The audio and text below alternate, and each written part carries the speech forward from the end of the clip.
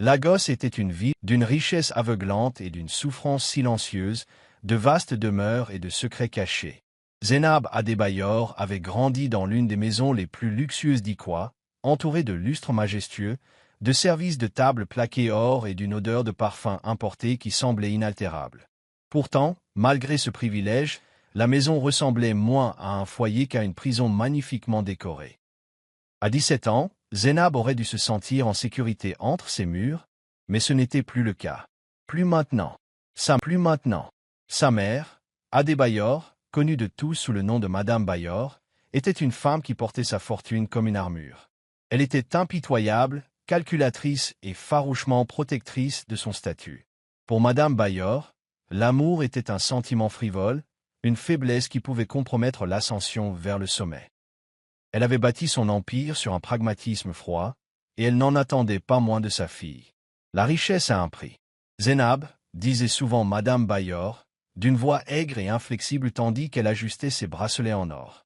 Tu penses que la vie est juste? Non. Il faut apprendre à payer le prix si l'on veut survivre. Mais pour Zainab, le prix semblait trop élevé, sa liberté, ses rêves et son sentiment de sécurité. Et puis, il y avait le chef Olimide, son beau-père. C'était un homme charmant, influent, dont le nom avait du poids dans les coulisses du pouvoir. De l'extérieur, il était l'image même de la générosité et du charisme, toujours à organiser des fêtes somptueuses et à faire des gestes grandioses. Mais derrière les portes closes, il avait quelque chose de troublant.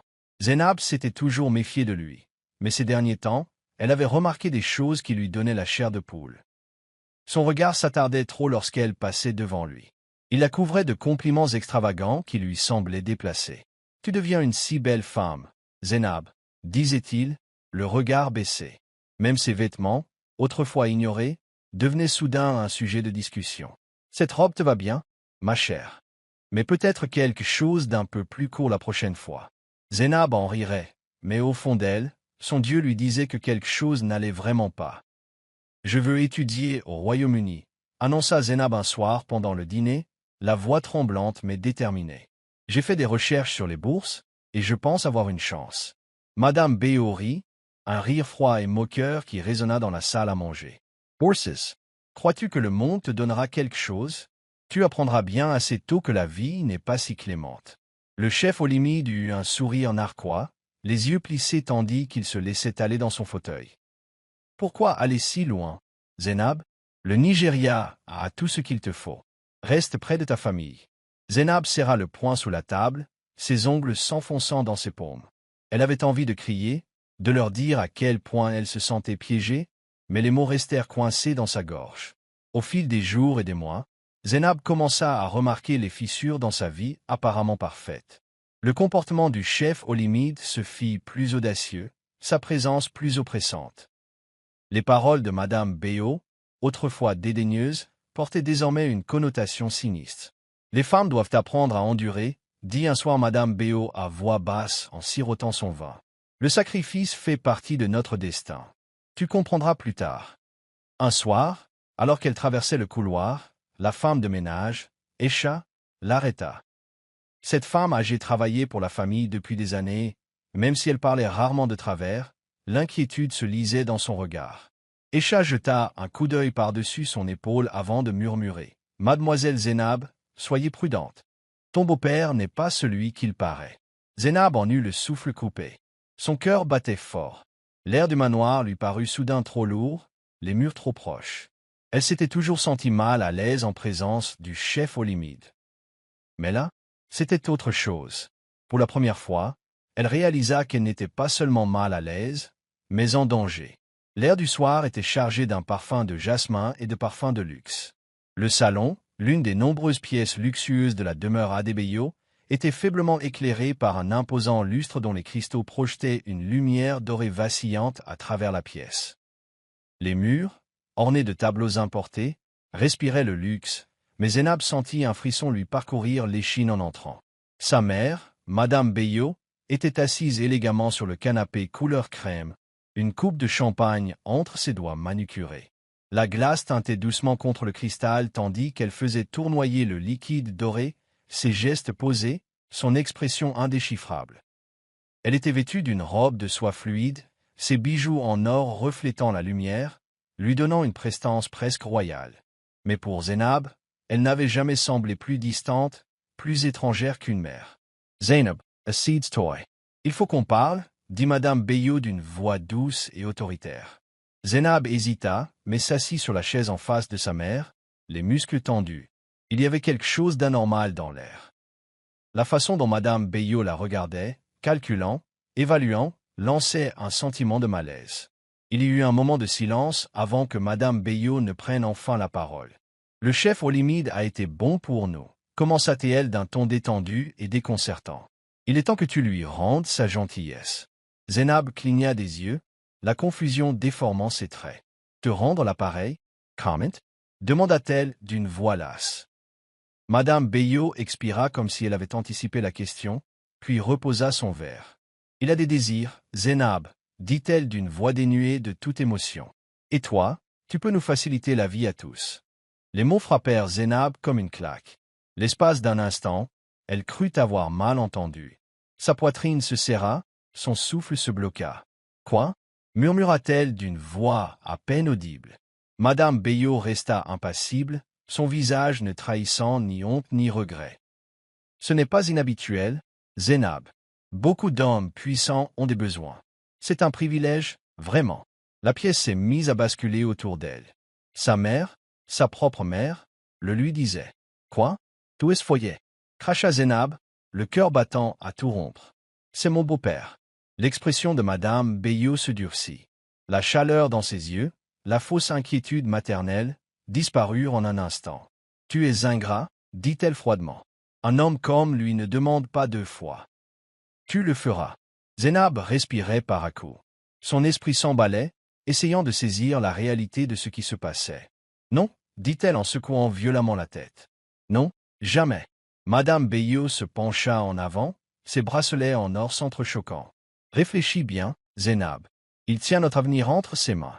Si vous refusez, nous perdons tout. » Zénab sentit son estomac se nouer. Tout. Était-ce une question d'argent? De pouvoir?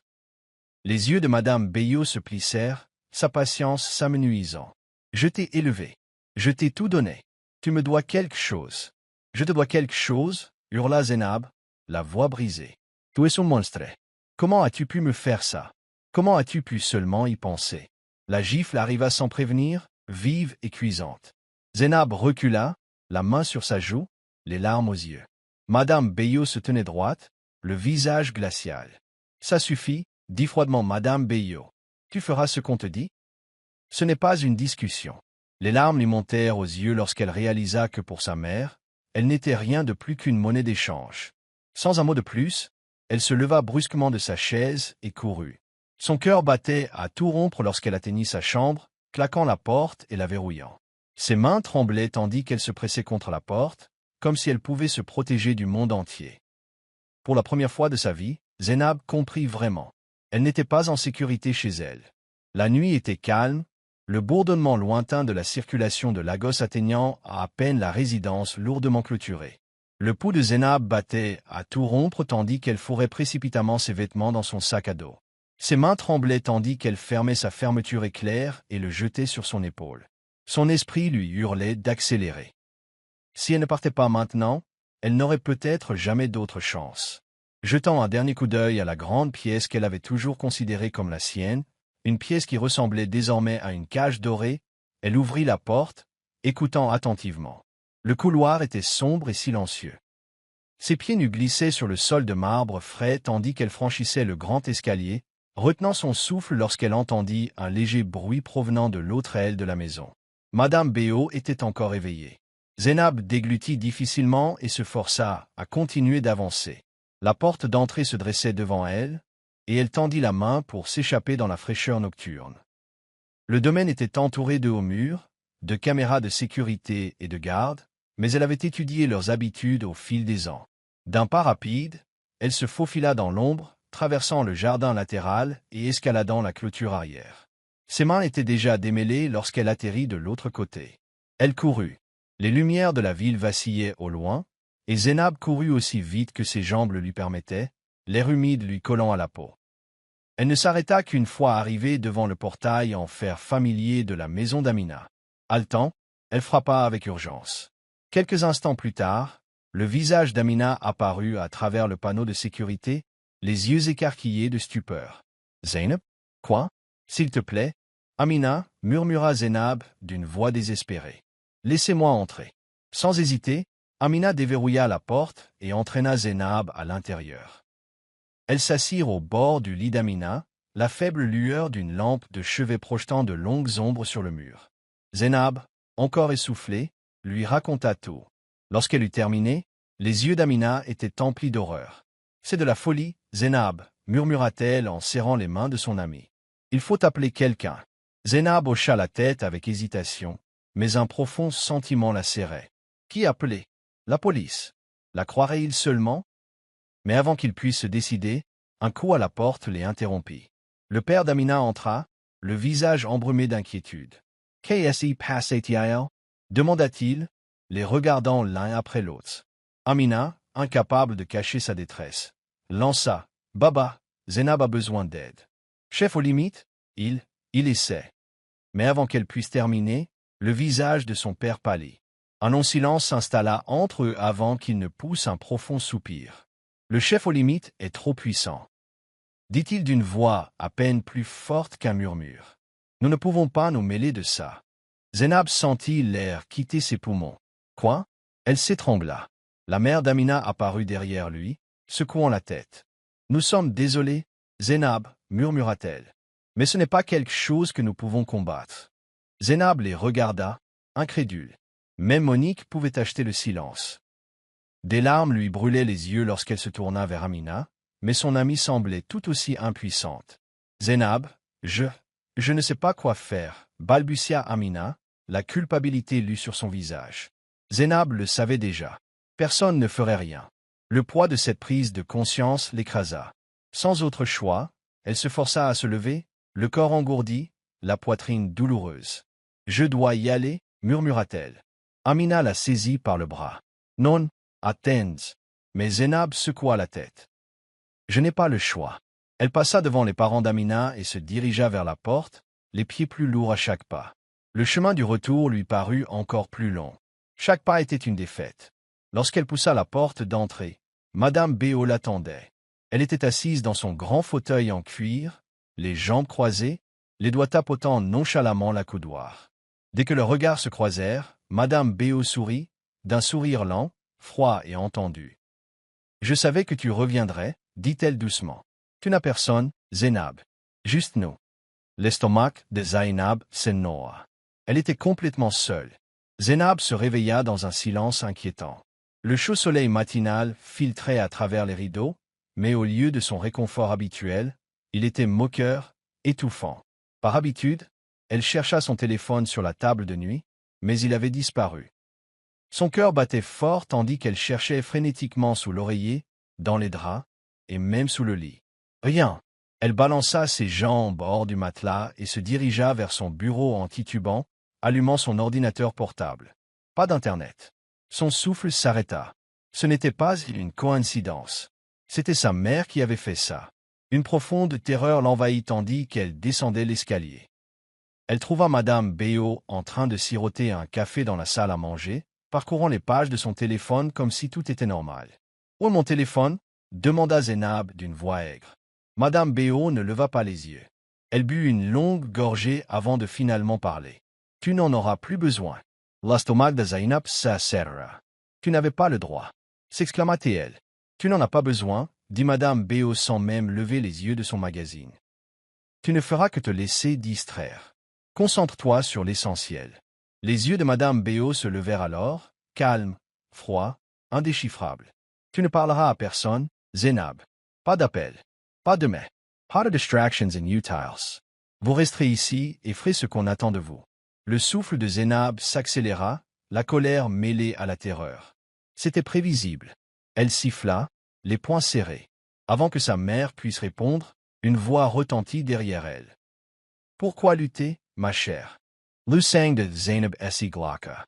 Elle n'eut pas besoin de se retourner pour savoir de qui il s'agissait. Chef Alamite. Sa présence emplissait l'espace, son eau de Cologne, riche, boisée, envahissante, lui retournait l'estomac. Lentement, elle se tourna vers lui. Son sourire était doux. Son regard était sans honte. « Ta mère a déjà accepté, continua-t-il, comme s'il parlait d'un mariage arrangé, pas d'un cauchemar. Le corps de Zénab se raidit. Sa mère avait acquiescé. Elle sentit son estomac se nouer, la bile lui monter à la gorge.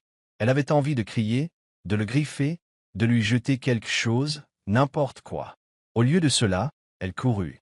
Remonter les escaliers, retourner dans sa chambre, retrouver la sécurité que la porte verrouillée pouvait lui offrir. Elle s'enferma à l'intérieur et pressa son dos contre le bois, le souffle court. Les murs semblaient se refermer sur elle. La panique lui serrait la gorge, mais elle se força à rester immobile. Réfléchit, réfléchit. La vérité était désormais indéniable, personne ne viendrait la sauver. Elle refusa de pleurer. Au contraire, elle cessa de manger. Pendant les 2 jours suivants, elle toucha à peine à la nourriture déposée devant sa porte.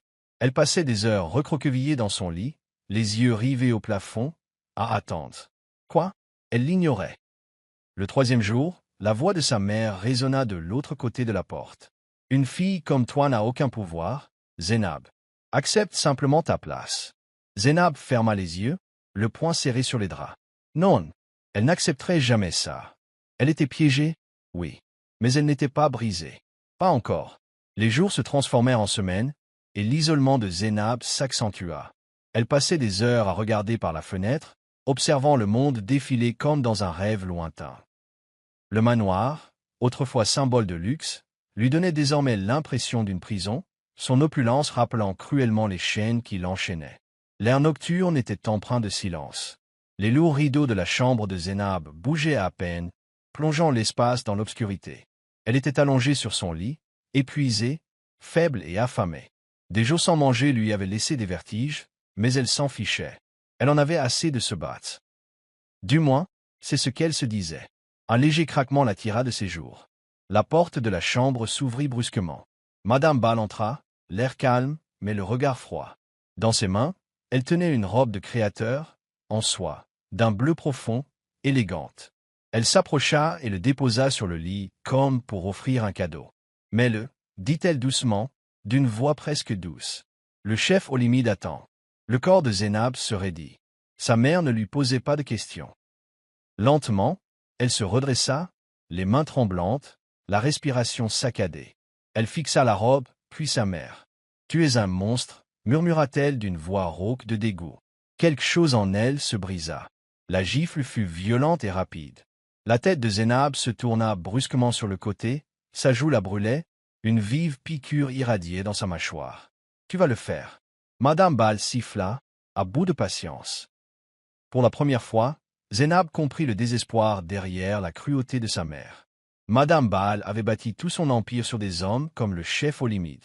Et maintenant, elle était prête à jeter sa propre fille au feu pour la préserver. « Je te déteste, » cracha Zénab, la voix tremblante. « Je ne ferai jamais ça. » Le visage de Madame Ball se tordit de fureur.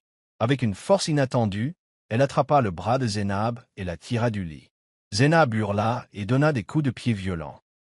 Mais sa mère était plus forte. « Arrête de te battre !» s'exclama Madame Ball en entraînant Zénab vers la porte. « C'est ta vie désormais. » La panique envahit les veines de Zénab. Elle se débattait, griffait, se tordait, tentant par tous les moyens de se libérer. Ses ongles s'enfoncèrent dans le poignet de sa mère, le sang coulant.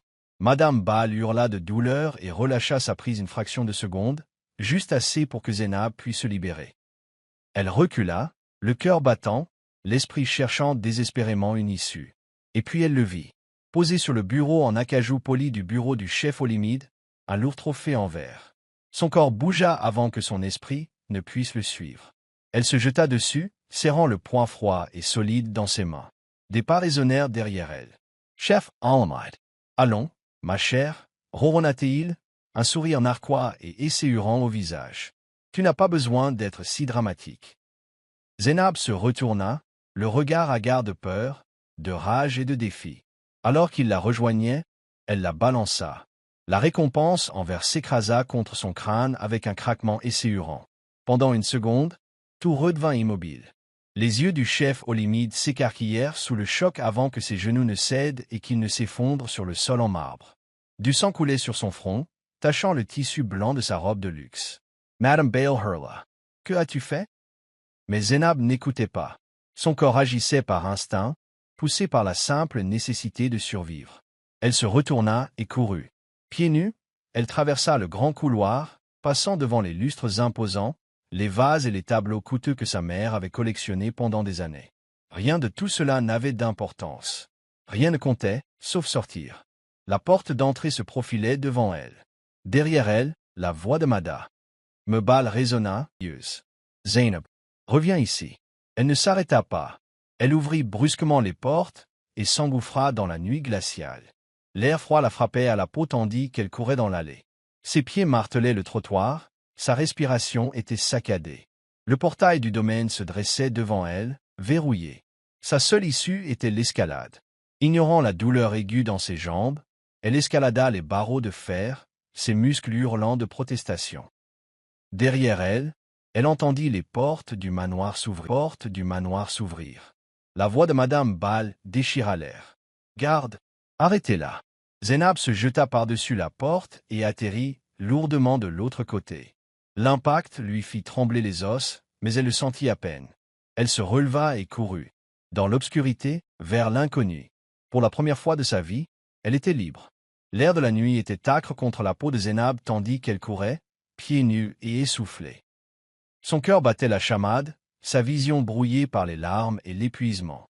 Le grand domaine d'équois défilait devant elle, ses hautes grilles de fer et ses hauts murs n'offrant que le silence. Elle continua de courir. Ses pieds la piquaient à cause des coupures sur le trottoir rugueux, mais elle les sentait à peine. Elle ne pensait qu'à s'enfuir. Loin de la maison, loin de Madame Ball, loin du visage ensanglanté du chef Olimide sur le sol de marbre. La ville était plus calme à cette heure-ci, les rues presque désertes. Le klaxon habituel des voitures s'était tu, remplacé par le bourdonnement lointain des générateurs et les aboiements occasionnels des chiens errants. Elle ne s'arrêta que lorsqu'elle aperçut un commissariat de police. La lumière terne et vacillante au-dessus de l'entrée projetait de longues ombres sur le trottoir. Son dernier espoir. Avec le peu de force qui lui restait, elle entra en titubant. L'air sentait le café et le vieux papier. Un officier, l'air fatigué, était assis derrière le bureau, feuilletant les pages de son téléphone, levant à peine les yeux lorsqu'elle entra. Zénab s'effondra contre le comptoir, haletante. « À l'aide !» halta-t-elle d'une voix rauque.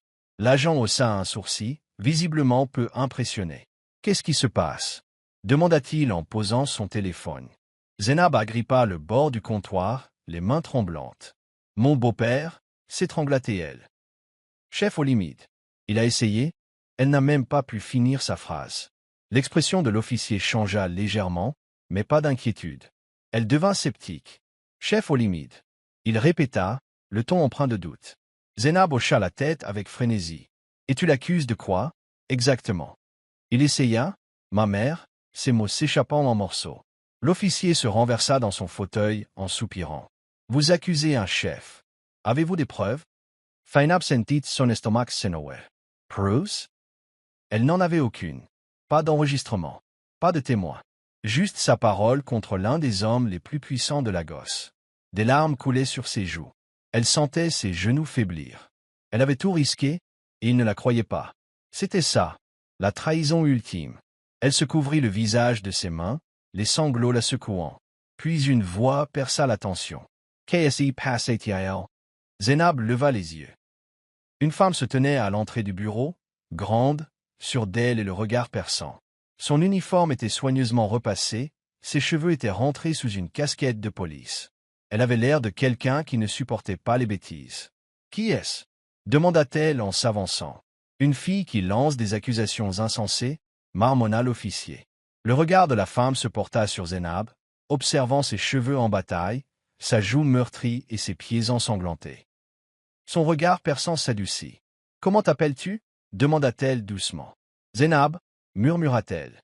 La femme hocha la tête. « Je suis l'agent Halima » dit-elle d'une voix ferme mais bienveillante. « Vous êtes en sécurité maintenant. Dis-moi tout. » Zénab sentit quelque chose changer. Pour la première fois, quelqu'un l'a cru.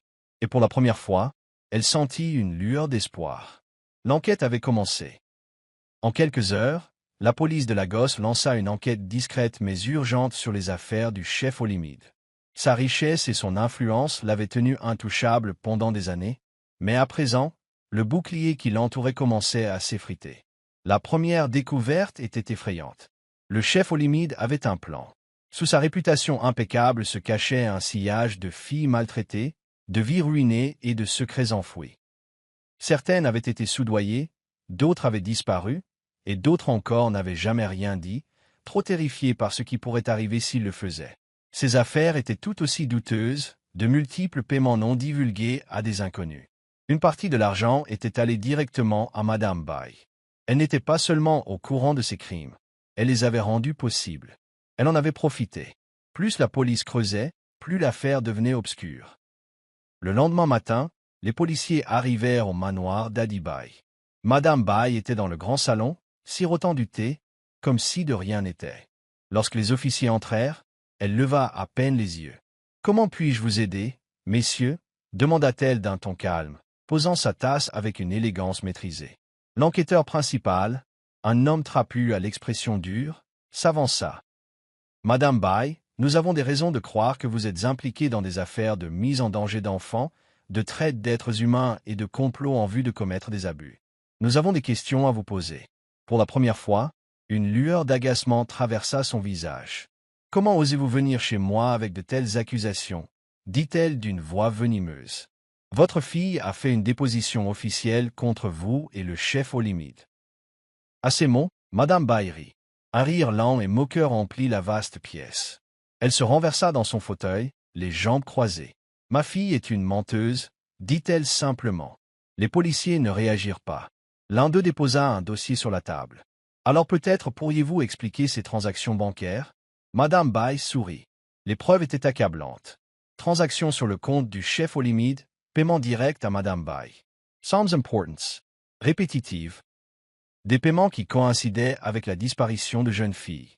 Les doigts de Madame Bai se crispèrent sur l'accoudoir, mais elle garda une expression neutre. « Vous pensez pouvoir me ruiner » dit-elle d'une voix glaciale. L'enquêteur principal hocha légèrement la tête. « On n'a pas besoin de vous ruiner, Madame Bai. Vous l'avez fait vous-même. » En quelques minutes, les mandats d'arrêt furent signés. Mais notez, Madame Bai ne cria ni ne se battit.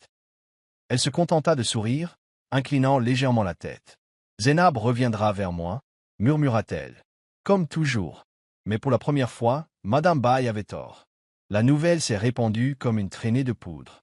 Chef Olimide, l'un des hommes d'affaires les plus puissants de Lagos, était en fuite.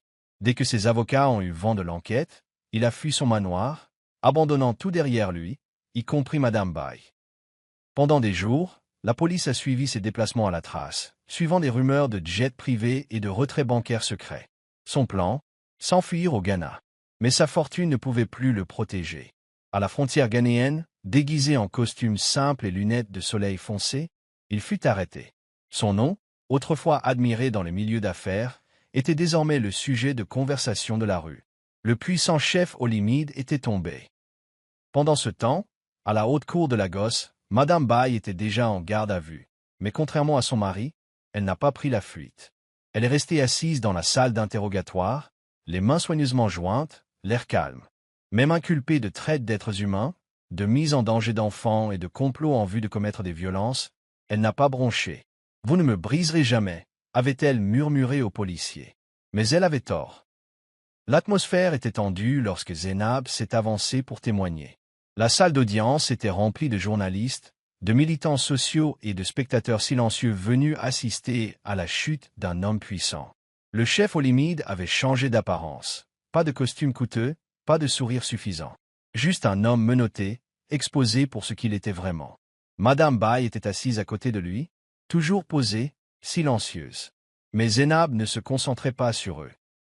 Elle fit face au juge, prit une profonde inspiration et parla. « Il m'a tout pris, » dit-elle d'une voix assurée. « Mais je ne me tairai pas. » Elle raconta tout. La manipulation. Les menaces. Le moment où sa mère a essayé de la vendre. Les larmes montaient aux yeux des personnes présentes dans la salle d'audience, mais Zénab ne vacillait pas. À la fin de son témoignage, le silence était revenu. Plus personne ne doutait d'elle. Le chef Olimide a été condamné à la prison à vie. Madame Bai a été condamnée à 25 ans de prison pour ses crimes.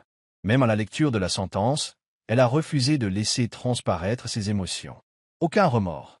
Aucune excuse. Juste un regard froid tandis qu'on l'emmenait menottée.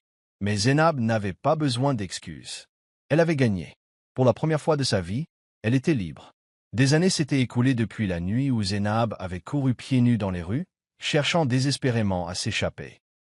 Elle n'était plus cette jeune fille terrifiée, prisonnière d'une cage dorée, réduite au silence par le pouvoir et la richesse.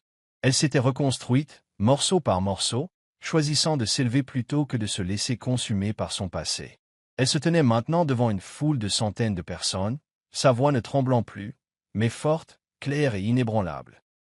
Il s'agissait d'une conférence sur les droits des femmes et la protection de l'enfance, organisée à Abuja, où militantes, parlementaires et survivantes s'étaient rassemblées pour réclamer des lois plus strictes contre l'exploitation et la maltraitance des enfants. Lorsqu'elle monta sur scène, la foule murmurante se tut. Zénab prit une grande inspiration, puis parla. Il fut un temps où je pensais que personne ne me croirait. Un temps où ceux qui étaient censés m'aimer le plus m'ont trahi. Un moment où je pensais que le silence était ma seule option. Elle scruta la salle, croisant le regard de jeunes filles dans le public, figées, leur propre combat silencieux dissimulé derrière leur regard. Mais j'avais tort. Le silence permet au mal de triompher. Parlez. Quelqu'un vous écoutera. Une vague d'émotion parcourut la foule. Certains acquiescèrent, d'autres essuyèrent silencieusement des larmes sur leurs joues. Elle continua. Des gens comme ma mère, comme le chef aux limites, existent partout. Ils se cachent derrière l'argent, derrière l'influence, derrière le mensonge selon lequel le pouvoir les rend intouchables. Mais la vérité, ils ne restent puissants que si nous les laissons faire. Des applaudissements fusèrent et un tonnerre de soutien emplit la salle. Zénab sourit, non pas du sourire brisé d'une jeune fille qui se sentait autrefois impuissante, mais du sourire d'une femme qui avait riposté et gagné. Elle avait choisi de briser le cycle. Et maintenant, elle aidait les autres à faire de même. À la fin de l'événement, de jeunes femmes se sont alignées pour lui parler, partageant leurs histoires, leurs souffrances, leurs victoires. Et à cet instant, Zénab a compris que sa voix n'était plus seulement la sienne. Il appartenait à toutes les filles qui avaient été réduites au silence, à toutes celles qui avaient encore besoin de savoir. Il y a toujours de l'espoir.